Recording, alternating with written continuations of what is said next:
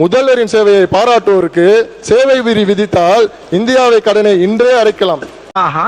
வாயால் வடை சுற்றும் காலம் மாறி சுட்ட வடையை சுவையான வடையை சுட சுட கையில் கொடுக்கும் காலம் இது. முன்னுரையில் என்ன பேச பேசலாம், எங்களுக்கும் அவை தெரியும்.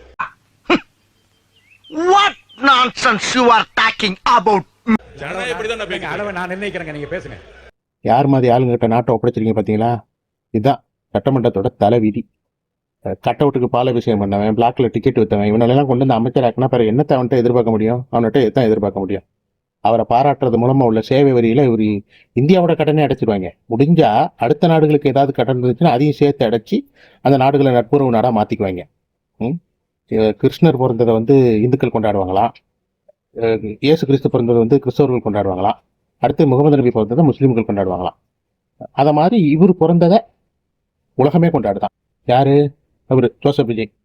அவர் உலக தலைவர். அவர் ஒரு வகையில ஜோசப் விஜய் சொன்னது சரிதான். என்ன தெரியுமா? நாங்கெல்லாம் தற்கொலை கிடையாது, ஆச்சரியக்குறி அப்படின்ட்டு அவரே சொல்றாரா? Very good, very good, brilliant. ஆனா அந்த ஆச்சரியக்குறியை இப்பதான் பாக்குறேன். சட்டமன்றத்துல ஒன்னும் பேசுறப்போ இப்பதான் அந்த ஆச்சரியக்குறியோட உண்மைத்தன்மை உள்ள இருக்கிற ஓஜி வெளியே வருது.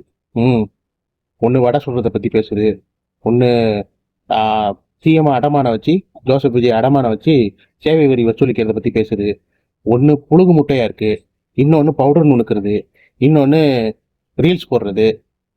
இப்படிதான் அமைச்சர்கள் இருப்பாங்களா? கொடுமையா நாட்டுக்கு சாபக்கேடு, தமிழ்நாட்டு சாபக்கேடு.